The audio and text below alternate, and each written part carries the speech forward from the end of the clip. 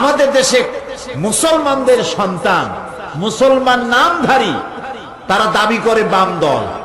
আছেন এরকম? বলেন না, আছে কিনা? যারা নিজেদেরকে বামপন্থী বলে দাবি করে এরা হলো আসাবুল শিমাল, বামপন্থী। আর বামপন্থীদের নেতা হচ্ছে শয়তান। শয়তান এদেরকে নেতৃত্ব দিয়ে নিয়ে যাবে জাহান্নামের মধ্যে। বলেন নাউজুবিল্লাহ।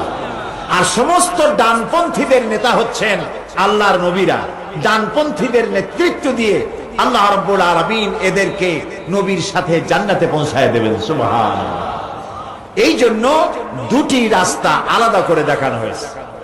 আল্লাহ রাব্বুল আলামিন বলেন, ফামান ইয়াকফুর বিত-তাগুতি ওয়া ইউমিন বিল্লাহি ফাকাদ ইসতামসাকা বিল উরওয়াতিল উসকা লা ইনফিসামা লাহা ওয়াল্লাহু সামিউন আলীম।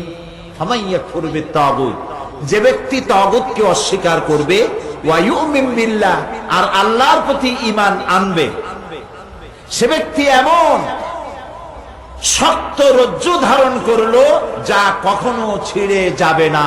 সুবহানাল্লাহ।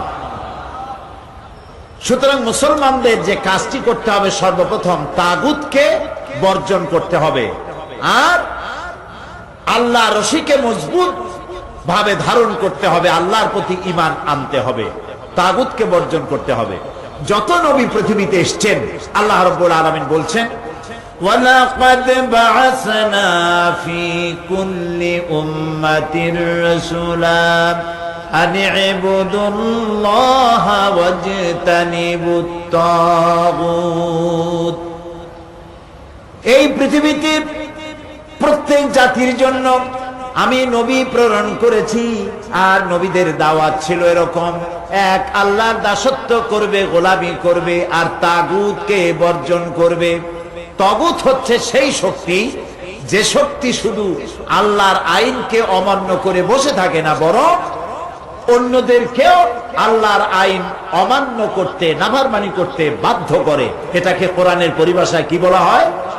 বলেন সবাই, তাগুত।